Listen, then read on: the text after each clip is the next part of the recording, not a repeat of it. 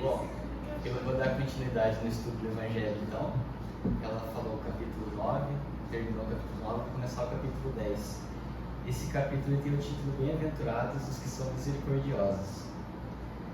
Nós estamos falando das bem-aventuranças do Sermão do Monte, onde Jesus reuniu seus apóstolos, a multidão, e passou algumas virtudes que servem para a nossa evolução. Gandhi disse certa vez que se todas as leis e todos os códigos morais da humanidade fossem destruídos e restasse apenas o Sermão do Monte, nada estaria perdido. Então essas bem-aventuranças formam um código moral para a nossa evolução, e ele nos ensina, através desses ensinamentos, Jesus nos passa o caminho para a verdadeira felicidade, que é a felicidade moral e não a das coisas materiais. Nós vimos aqui então, nas bem-aventuranças, bem-aventurados os aflitos, porque serão consolados. Bem-aventurados quer dizer felizes. Então, bem-aventurados os aflitos, os que sofrem, porque serão consolados. A gente precisa sempre lembrar aqui que não são todos os que sofrem que são bem-aventurados. Nós temos que compreender por que nós sofremos, por que nós passamos por esses sofrimentos aqui na Terra, e não questionar a justiça de Deus, não se fazer de vítima. Então nós temos que ser resignados e lutar contra esses sofrimentos, essas provas, para nos melhorar. Assim seremos bem-aventurados. Nós vimos bem-aventurados os humildes, porque é deles o reino dos céus. Bem-aventurados os mansos, porque herdarão a terra. Bem-aventurados os pacíficos, porque serão chamados filhos de Deus. E agora, por último, eu vou falar sobre bem-aventurados os misericordiosos, porque obterão misericórdia. A palavra misericórdia, ela vem de miseri, miséria, e córdia, coração. Então seria mais ou menos agirmos com o coração em relação à miséria do nosso irmão, do nosso próximo. Pesquisando no dicionário a palavra misericórdia, nós temos sentimento de dor e solidariedade em relação a alguém que sofre. Benevolência, bondade para com o outro. Indulgência, perdão às ofensas. Então a misericórdia também é perdão às ofensas que nós sofremos. É ajudar o próximo também nas dificuldades, seja material, intelectual, ajudar com medicamento, com vestimento, com alimento, mas principalmente moral. Nós podemos dar um abraço, uma conversa, um consolo, um amparo. Isso também é ter misericórdia.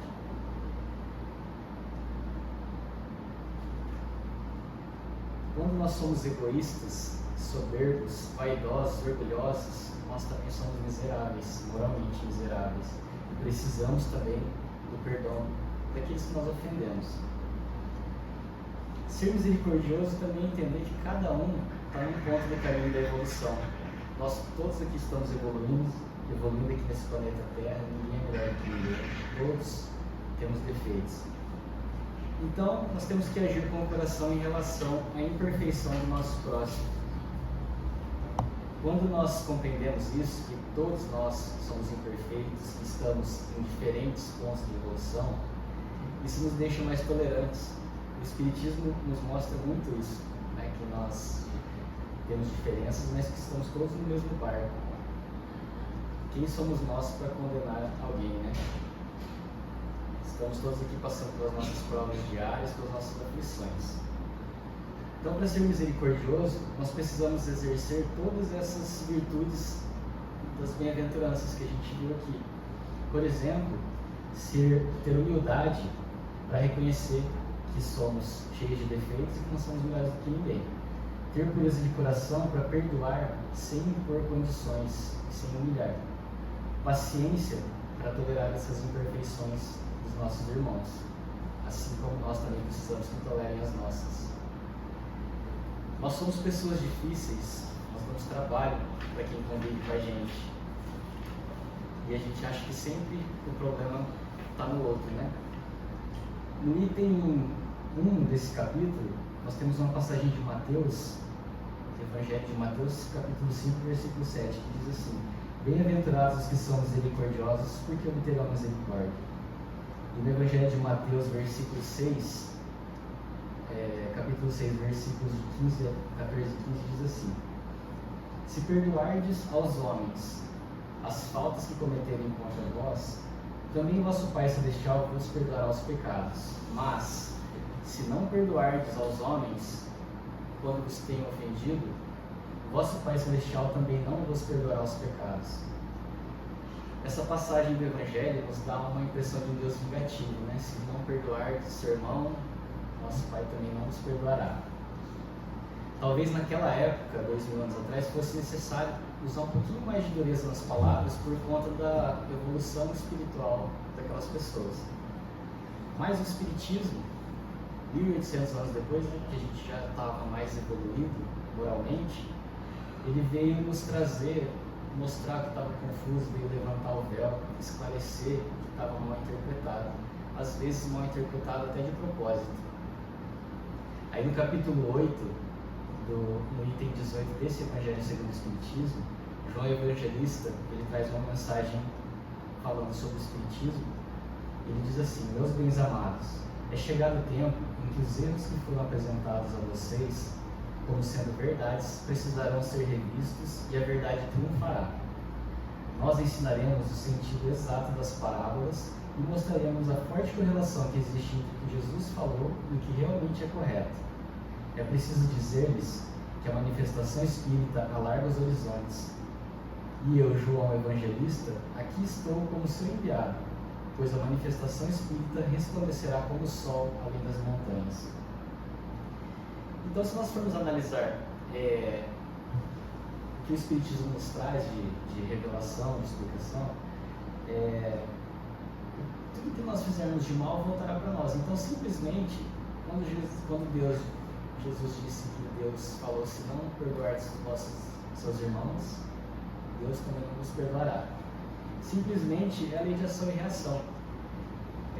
Se você faz o mal, você vai receber o mal.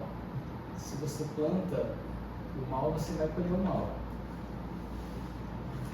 Deus nos deu livre-arbítrio e a lei de Deus está na nossa consciência. Todos nós sabemos o que é certo e o que é errado. E nem precisa ser cristão para saber disso. Muitas vezes até uma criança sabe que ela está fazendo coisa errada, quando ela está escondida, você vai lá ver e ela está fazendo arte, né? Então, está dentro da gente o que é certo e o que é errado. E não adianta a gente fazer o mal, depois ir na missa, confessar, achar que vai estar tudo bem, ir no culto evangélico, pedir perdão, vir aqui no centro espírita, assistir a palestra, tomar passe e achar que está tudo certo. A gente precisa plantar o bem, fazer o bem e mudar as nossas atitudes. É a única maneira de mudar a nossa vida. Em Mateus 18, 21 e 22, hoje eu vou ler bastante. Diz assim: Então, aproximando-se dele, disse-lhe Pedro: Senhor, quantas vezes perdoarei a meu irmão quando houver pecado contra mim? Até 7 vezes?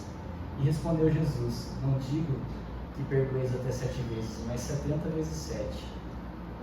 Aí Kardec, ele explica que Jesus nos ensina que o perdão não deve ter limites, quando diz que não devemos perdoar 7, mas 70 vezes 7. Como disse anteriormente, todos nós estamos aqui para evoluir, todos nós vamos errar e errar muito, e precisamos do perdão sem limites dos nossos irmãos. No item 4, Kardec diz: a misericórdia consiste no esquecimento do perdão das ofensas. O ódio e o rancor são próprios da alma sem elevação e sem grandeza. O esquecimento das ofensas é próprio da alma elevada. A alma que odeia é sempre ansiosa, desconfiada, cheia de amargura. A alma elevada é calma, cheia de mansidão e de caridade. Então, quanto mais evoluídos nós formos, mais calmos, serenos e tranquilos nós seremos. E quem guarda mágoas, sempre ansioso, desconfiado e cheio de amargura. Quando nós não perdoamos, nós ficamos ressentidos. Ressentir é sentir novamente. Você sofreu uma ofensa e aquilo te faz mal. Toda vez que você lembra, aquilo te faz mal, você ressente aquela situação. Então, quando a gente perdoa, quem ganha somos nós. E quando ele fala em relação ao esquecimento das ofensas, Muitas vezes a gente não consegue esquecer o fato que nos magoou, que nos ofendeu. Mas quando a gente lembra do fato e aquilo não faz mal mais pra gente, é porque nós já perdoamos. Quando você lembra e aquilo te faz mal ainda, você ainda está precisando perdoar. Então muitas vezes nós vamos esquecer da cena ou do caso, mas o importante é que não faça mal pra gente mais. Continuando no item 4, Kardec diz: infeliz daquele que diz, nunca perdoarei, com que direito pedirá perdão das suas próprias faltas, se ele mesmo não consegue perdoar aos que lhe cometem. Nós temos no capítulo 10 também algumas passagens de Jesus que falam sobre o perdão. Uma frase que é frequentemente usada, a gente sempre ouve, é: quem não tiver nenhum pecado, que atire a primeira pedra. E ela está em João 8, de 3 a 11. Então os escribas e os fariseus lhe trouxeram uma mulher que fora surpreendida em adultério, e pondo de pé no meio do povo, disseram a Jesus: Mestre, esta mulher acaba de cometer adultério. Ora, Moisés, pela lei, ordena que apedrejem as adúlteras. Qual a sua opinião sobre isso? Diziam isso para tentarem e o terem do que acusar. Jesus, porém, se abaixando, começou a escrever no chão com o dedo. Como se continuasse a interrogá-lo, ele se levantou e disse: aquele de vós que não tiver nenhum pecado, que atire a primeira pedra. Em seguida ele se abaixou de novo, começou a escrever com a mão no chão, na terra. Quanto aos que os interrogaram, foram levantando e se retirando, um após o outro, primeiro os mais velhos. Ficou Jesus a sós com a mulher no centro da praça.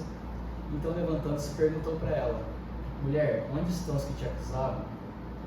Nenhum te condenou? E ela respondeu: não, Senhor. Jesus disse: também não te condenarei. Vai-te e de futuro não tornes a pecar. Aí Kardec diz aqui: atire a primeira pedra aquele que estiver isento de pecado.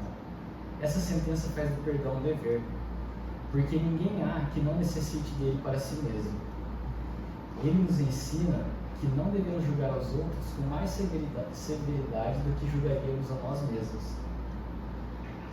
e nem condenar o próximo aquilo que perdoaríamos em nós. Antes de condenar alguém por uma falta, vejamos se a mesma reprovação não nos pode ser feita. Será que a gente faz isso? Cada vez que a gente estuda o Evangelho aqui, a gente leva umas pancadas, né? Então essa passagem da mulher adúltera é muito conhecida, só que 2000 anos se passaram e a gente continua tirando pedra dos nossos irmãos. Então eu acho que nós não temos desculpas, somente devemos perdoar, como Jesus mostrou que deve ser feito, respeitar o ponto em que cada um está na evolução, respeitar as limitações e, acima de tudo, olhar para dentro de nós. O Espiritismo nos ensina sempre a praticar a nossa reforma íntima, melhorar a nós mesmos. Vigiai e orai. Quando a gente ouve isso, não é para vigiar o nosso irmão, nosso colega de trabalho, nosso vizinho, é vigiar nós mesmos. Como disse Chico Xavier, aos outros eu dou o direito de ser o que são, a mim o dever de ser cada dia melhor. Então, não nos resta outra opção senão perdoar, perdoar e perdoar. 70 vezes 7. Cientes, todos nós que não vamos sair daqui espíritos de luz, nós estamos no período de provas e expiações, vai demorar um pouquinho, mas nós temos que lutar, nos esforçar para praticar essas virtudes cada vez mais, cada uma delas melhorar um pouquinho dentro da gente. Todo esforço que nós fizermos será levado em conta. Então vamos melhorar um pouquinho de cada vez, vamos tentar, né? Tem uma frase muito legal que diz assim: se você tentou e falhou, parabéns, tem gente que nem tenta. Era isso que eu queria passar para vocês. Uma boa tarde a todos. Convido para a prece final.